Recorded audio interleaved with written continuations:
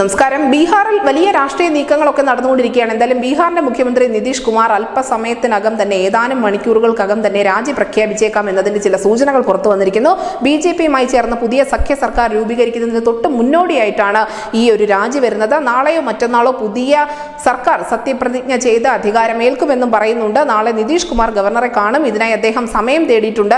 ഇതിന് തൊട്ട് പിന്നാലെയാണ് അദ്ദേഹം ഉടൻ തന്നെ രാജിവെക്കുമെന്ന തരത്തിലുള്ള റിപ്പോർട്ടുകൾ പുറത്തു വരുന്നത്. BJP-JDU മന്ത്രിസഭയിലും അദ്ദേഹം തന്നെയായിരിക്കും മുഖ്യമന്ത്രി. BJP-ക്ക് 2 ഉപമുഖ്യമന്ത്രി സ്ഥാനമായിരിക്കും നൽകുക എന്ന തരത്തിലും വാർത്തകൾ ഉണ്ടായിരുന്നു. സുശീൽ കുമാർ മോദിക്കായിരിക്കും ഉപമുഖ്യമന്ത്രി സ്ഥാനം എന്ന നിലയിലും ചില ദേശീയ മാധ്യമങ്ങൾ റിപ്പോർട്ട് നൽകുന്നുണ്ട്.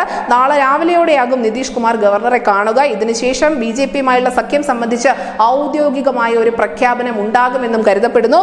എന്തായാലും വൈകിട്ടോടെ സത്യപ്രതിജ്ഞ എന്ന നിലയ്ക്കും വാർത്തകൾ വരുന്നുണ്ട്.